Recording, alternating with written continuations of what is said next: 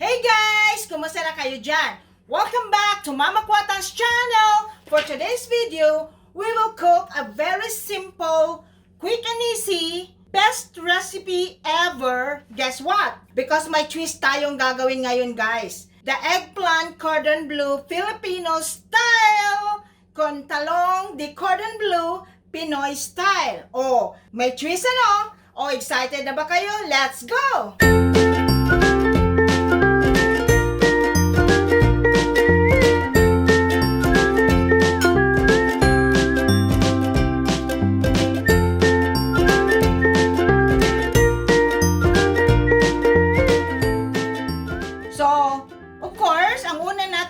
Kakailanganin in our first step na paggawa ng eggplant cordon bleu Filipino style. Of course, meron tayong talong dito na medyo pabilog. At saka, pwede naman gumamit ng yung regular na talong lang. Actually guys, marami tayong pwedeng gawin sa talong. Pwede maraming recipe na mga pwede nating masasarap na gagawin sa, at alam nyo naman yan na ang dami namang mga innovations at saka marami namang ways of cooking the talong. Pero ito talaga sa akin, talagang parang may twist tayong gagawin ngayon, okay? Hindi magic twist lang. Okay, so of course, una kong ginawa dito ay in-slice ko ang talong dito na manipis. Of course, makikita nyo yan. Although hindi perfect yung pagkatingnan nyo, pero okay lang yan. Magagamit pa rin yan. So, and then, kuha kayo ng tray, and then, maglagay ng foil, and ilagay nyo sa tray. Tapos kasi, kailangan natin itong i-bake for about 5 to 7 minutes. Konti lang ang baking na So, first step, ay may olive oil tayo dito. Yan. Hidira natin ng olive oil. Yung nakaslice na talong natin. Yan. Olive oil. Kung walang olive oil, yung ano na lang, vegetable oil or anong available na. Of course, pag magluluto, partner ko talaga yung garlic powder. Ayan. Garlic powder. Lalagyan natin. And then, konting salt lang. Huwag masyadong maraming salt. Yan. Okay. And then after that, i-bake natin for about 5 to 7 minutes. So, naka-preheat na ang oven, guys. And then, so, ilagay natin ito sa oven. Pero, wag nyong patagalin sa oven, okay? And then, kung sasabihin na, walang oven, Mama Q. Okay, sige, wag na. Pwede namang i-direct na slice lang ng manipis.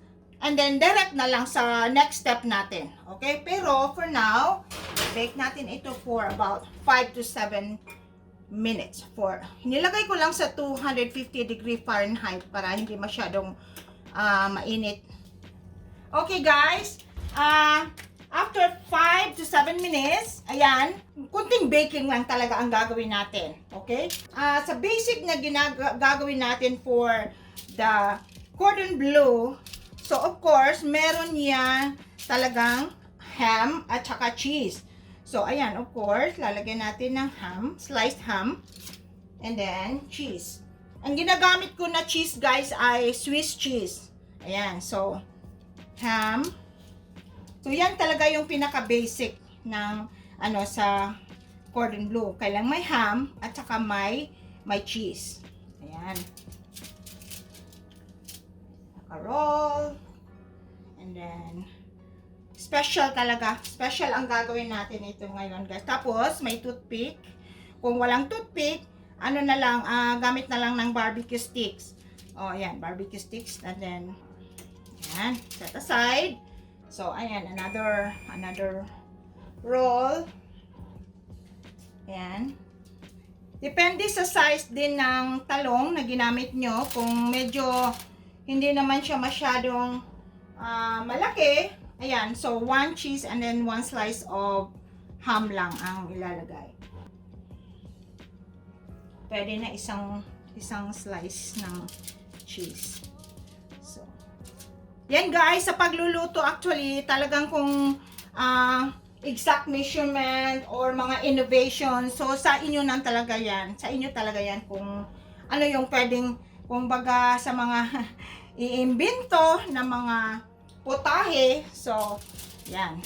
Straight from the heart, of course. Cook it out of love. Yan. So, Swiss cheese.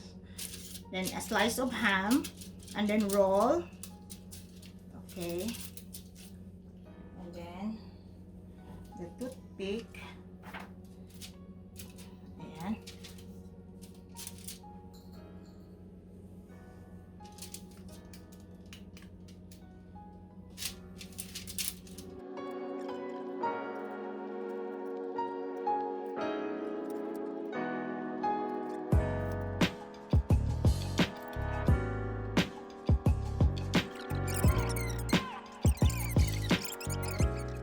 So, meron ako ditong all-purpose flour. May flour ako dito, half cup. And then, half cup of cornstarch. So, i-mix. Ni-mix ko yan. And then, meron ako ditong breadcrumbs. Ayan. So, mahilig kami sa maanghang. Konting, konting chili powder lang. I-mix natin dito sa ating flour. 1 tablespoon lang itong ginamit ko, guys. Ayan. And of course, yung paborito kong black pepper. And then, garlic powder. Ayan. Partner ko talaga itong dalawa sa pagluluto, guys. Sa mga ulam. O, yan. Okay. And then, of course, meron ako ditong dalawang itlog. Ayan.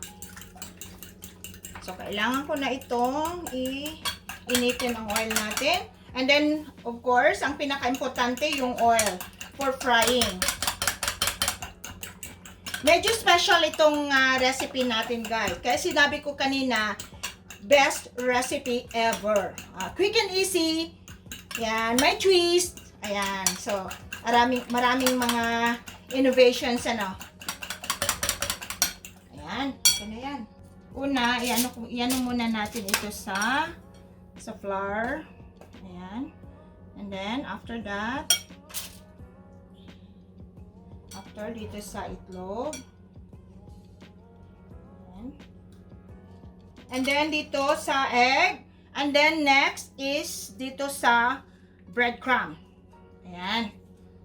So, first, dito sa flour, mixture natin with the cornstarch. Ayan. And then, sa egg, na-coat natin sa egg. Ayan.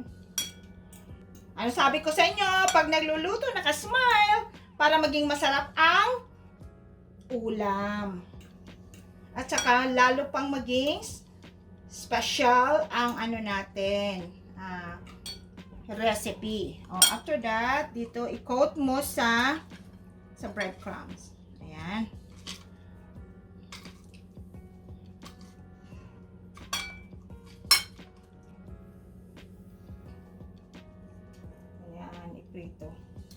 Iprito na natin to, guys. Okay?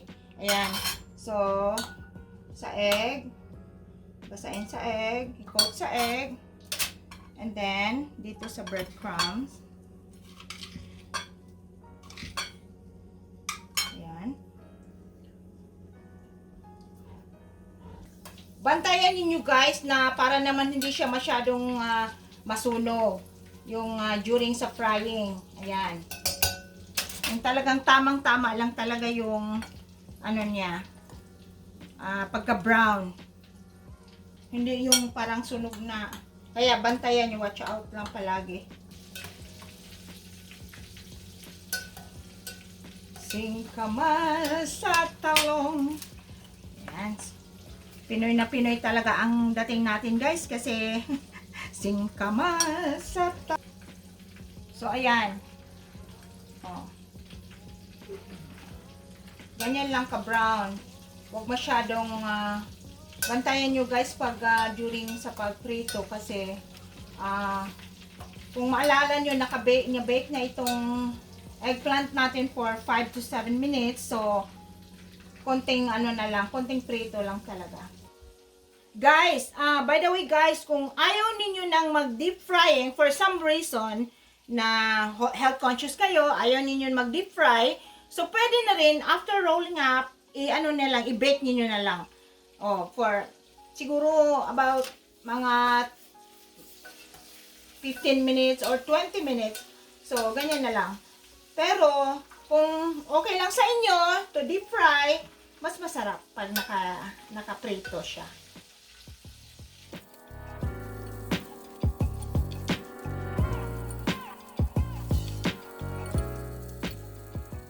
Okay guys, tapos na nating iprito ang ating talong, eggplant, cordon bleu, Filipino style. Ayan. So, ayan, makita nyo. Oh, i-arrange na natin dito sa ating serving dish. Ayan. So, ayan. Special. Parang pag may twist talaga guys. Something special. Okay. Ayan. Ayan. So, pero bago tayo kakain, tatanggalin muna natin itong mga toothpick. Ayan. So, huwag kalimutan tanggalin ang toothpick. Kasi very dangerous talaga to guys. Pag makain ang toothpick. Alam nyo, yung pangtusok dito sa eggplant cordon bleu na toothpick, pwede na after eating, gagamitin natin. Pang toothpick. Panlinis ng ngipin. Ayan. So, ayan, sarap. So, meron ako ditong ketchup at saka hindi na ako gumawa ng yung sauce talaga for the cordon bleu, yung white sauce. Kasi, itong ginawa natin ay Filipino style. Kaya gusto ko ketchup. Yan. Pero, nasa inyo kung ano yung gusto ninyo. Gusto niyo suka or suka na may bawang, ganyan. So, it's up to you.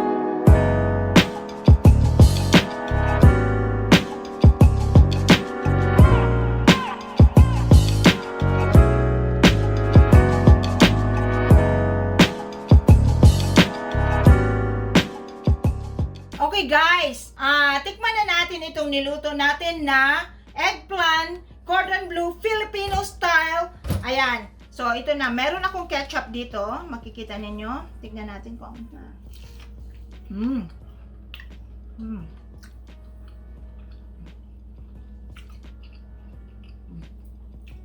Perfect. Sarap.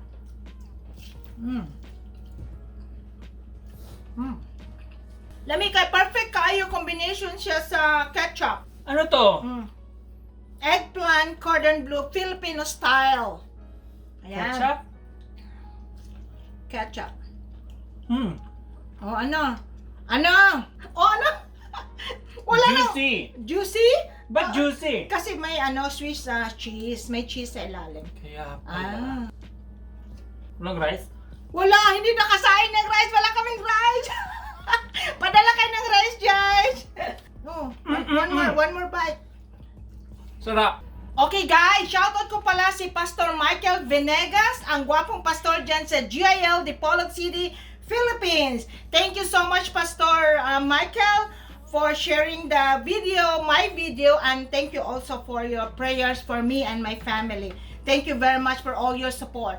And to Elanie Borbon, na first nag-comment sa Marcelito Pumoy, meet and greet, mukbang plus reaction. Thank you, Elanie. Sos, mga proud Bisaya, gid tayo Elanie. Mga proud Bisdak. Okay? And also to Jopels na Red Alert, na first nag-comment sa Humba video. Oh, Jopels, thank you ha. Palagi ka talagang nagsubaybay sa mga vlogs na ginagawa ina-upload sa Mama Kwatang's channel. Okay guys, and to all of you mga kababayans all over the world, Luzon, Visayas, and Mindanao, mga family and friends ko dyan sa Dipolog City, Philippines, amping mo din ha, take care. And also, mga OFW o hindi man OFW, thank you so much sa lahat na suporta ninyo sa akin. Okay guys, that's it for this video. Please don't forget to like, share, comment below, and subscribe to Mama Kwatang's channel. Bye for now. God bless you all. I love you guys. Take care. God bless you all. God bless you all. Bye. Bye.